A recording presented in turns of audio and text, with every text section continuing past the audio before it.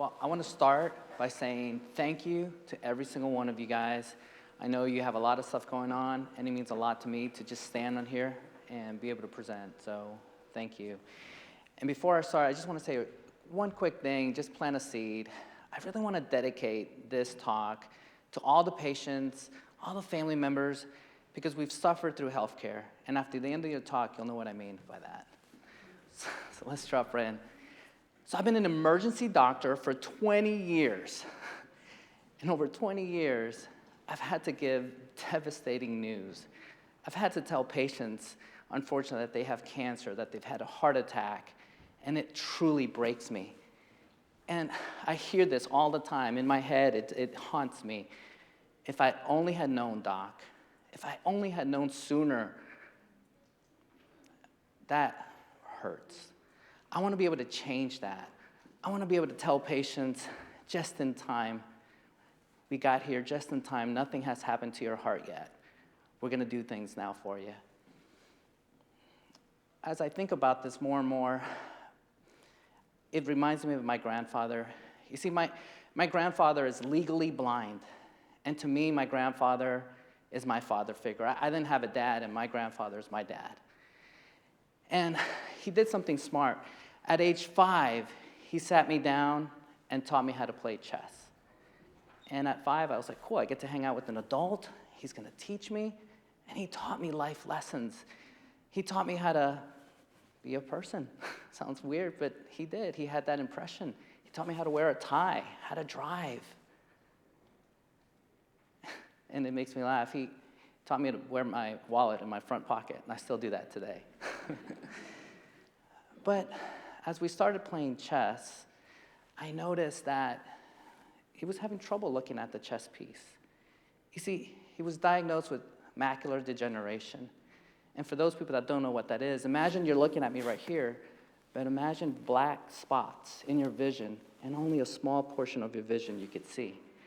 You see, so when we started playing, he would kind of turn his head, lean in, kind of frustrated, make the wrong moves. It broke my heart to see him suffering. And one day recently, he's still alive. I'm blessed to have a grandfather still. He made this amazing move.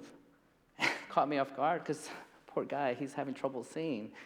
And he laughs, and it's like, ha, ha, ha, Harvey, I can still beat you, and I'm half blind. You see, that moment inspired me because my mission as a doctor, yes, is to improve healthcare, but my life mission is to make a difference in healthcare. What can I do to help prevent people from harm? And so as I start looking at the different diseases, I thought, oh my gosh, there's this thing called gene therapy, and basically what it is they have your DNA, they cut out the bad part of your DNA, and they replace it with good DNA. You see, I have the gene that eventually will express to have macular degeneration. So I'm at risk at one day not being able to see my grandkids, my kids. And then my son has it, my mother has it. So now I'm calling my mom, I'm like, hey mom, let's take these eye vitamins, let's do these things for macular degeneration, and there's some clinical trials now that I really think will be perfect for you to take that gene out, and so that she can see me into her 90s. And so I wanted to share these AI glasses, and basically my grandfather, he can't see, he legally cannot be driving. And so I'm able to give him glasses, and the AI glasses, you can turn this on, and when you turn it on, it has an application that's able to see individuals. So another human being can be his eyes and can tell Grandpa, hey, on the right is going on, or on the left, this is what's going on in the market, and you can keep walking forward. The other thing that's really interesting is I could take a picture, like I just took a picture, all you guys, by the way, and with that, it analyzes what it saw, and it tells my grandpa where the chess pieces are and where everything's at. And I thought, man, what a way of delivering healthcare. See, half the battle is I want to take care of you, yes, but it's more important to prevent than to actually treat it. And so as we move forward, I thought, man, When I was a kid, I loved throwing rocks into a pond. It was still, and then seeing those ripples going through. And I thought, this is AI. AI is doing that. I plant the seed, and then all these ripples are going on and transforming healthcare. How? It's creating predictive analytics, telling me that I'm going to have macular degeneration. It's telling me last night, you probably need a little extra sleep there, because you're not going to be doing great tomorrow.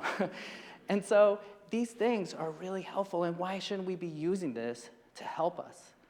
So then I thought, when the asteroids hit Earth at 45,000 miles per hour, it killed the dinosaurs. Well, my analogy is AI is like the asteroid, but it's not here to harm us. It's here to help us, to heal us, to prevent these horrible diseases that we're seeing. In fact, this is a crazy statistics. 41 million people die every year to preventable diseases. I want to say that again. 41 million people have passed away due to things that we could have prevented.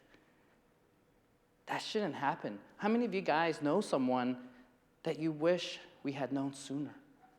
And so as we move forward, I thought, let's leverage AI. Let's use things. And my favorite phrase is, we don't know what we don't know. If my voice, and this exists, if my voice can predict that I'm going to have Parkinson's disease before my hand starts to tremble, gives me precious time to prepare with my family, prepare with my healthcare professionals, and work with them. Wow, what an amazing ability. And I thought, well, let's put this everywhere. Let's put this in developing countries. Let's put it where an individual in a village is walking and having her daily life, able to talk to AI, and her voice is capturing, is she a pre-diabetic? Does she have the disease? Can we catch it early before the damage has been done? And then I thought, well, why don't we put it in wearables, like I mentioned earlier? Why not this help me? And there's wearables out now that exist. So someone that maybe she's pregnant, these vitals are going to the wearable and then telling healthcare professionals as soon as they start seeing flags to keep both the pregnancy and the fetus alive. It's like, what a way to transform healthcare. So to do this, we need to transform healthcare, and I know a lot of us, it's like, oh, AI is scary, I get it. And so I came up with this acronym. It's SAFE, how to safely use AI, so why not call it SAFE? So S for strategic. We need to be very strategic. There's 100 problems out there. Let's be strategic. Which one do we address? We need to be accountable. We need to be responsible how we use this information. Third, we need to be fair. We need to make sure that everyone has access to this. I think it's inhumane not to give access to everyone. And last, we need to be very ethical. And like my grandpa's example, we need to be early so we can catch things before the damage has been done. Now, I relate healthcare to a firefighter. We don't see a firefighter until we see a fire, right? Why do we see a doctor when we're having trouble? We should be proactive, not reactive. Believe it or not, there's over millions of people with pre-diabetes. Pre-diabetes eventually will become diabetes, and eventually the complications of diabetes could be blindness, strokes, heart attacks, amputation. At the end of the day, suffering. Why not leverage AI to give me those silent treatments, silent symptoms that person's having, so I can hear and see, or that voice is telling me that person has pre-diabetes. You need to start them on therapy. Why not start doing that? We spend $400 billion in the United States every year on diabetes. What if we can address diabetes before it happens, prevent this disease from progressing to those points, and then those $400 billion possibly can go to something else that society needs? So as I start looking at this, I started thinking, back in the day when I was a medical student, I took a vow, and my Hippocratic oath was, do no harm. And I started thinking, why is it do no harm? Because back in the day, there was all these therapies, and some of those therapies were hurting people. But we didn't know better, right? But we were trying to help. So our mantra was do no harm. But that's been around for 2,400 years. So to me, it's time to update that mantra. We need to change it to let's prevent harm, basically. Prevent harm from happening. So I need to be teaching my medical students, let's prevent harm. Let's do these things that I've just mentioned. So for me, there's 3 quick pillars. Number 1, in AI, we need to detect these things. Like Grandpa, we need to do a retinal scan so we know that this is coming. We need to see how we can help.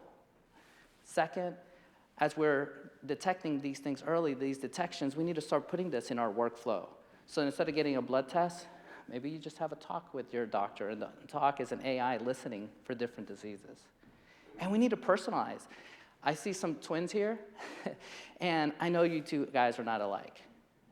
So why do I treat you guys the same? Why do I treat every single person here with the same treatment? It needs to change. I need to be able to use something like your DNA or your personalized medicine and then convert it specially for you. Now the next part, ethics, I get it. I have a patient, her name is Sarah, and she loves AI. But she's like, Harvey or Dr. Castro, I'm really worried about this. So to me, it's all about trust. We need to do this right, because if we get it wrong, people are not going to want to use this. And I know it's a great tool to help humanity. So number 1, I want to make sure that this is private, the data is secured. I know there's some stuff in the news right now that there's a company that might be going bankrupt, and what's going to happen to their data? That's scary, especially their DNA. So why not make sure that we implement the right things so that that never happens in the future if, God forbid, a company does go bankrupt? Second, let's make sure, and I've said it already, let's make sure we're fair and equitable with this technology. Let's help everyone. At the end of the day, we're all human, and we just need to make sure that we're doing our best to help each other. Third, this is a dicey one. Regulation, I get it. I see both sides. On one side, I want to see this thing advance. I want to see this thing go cure cancer, help people, create new drugs. But on the other side of this, I know the regulation needs to be there to make sure that no one gets harmed, that this trust is there. So I want to finish this talk with just a simple thing. Ask everybody, just take a minute, put your hand on your heart for a second. Do you feel that beat, that drum? That's what connects us all here. We're all alive. It's why we are here. It's what connects each one of us, where some of us are strangers. But let's use AI to give us more beats, give us more time with our loved ones, give us years so we can enjoy our grandkids and our future. Just like my grandfather, he was always 3 steps ahead. And when we play chess, I relate that to AI. AI is 3 steps ahead. Let's make sure that we don't wait too long and it becomes checkmate. Thank you.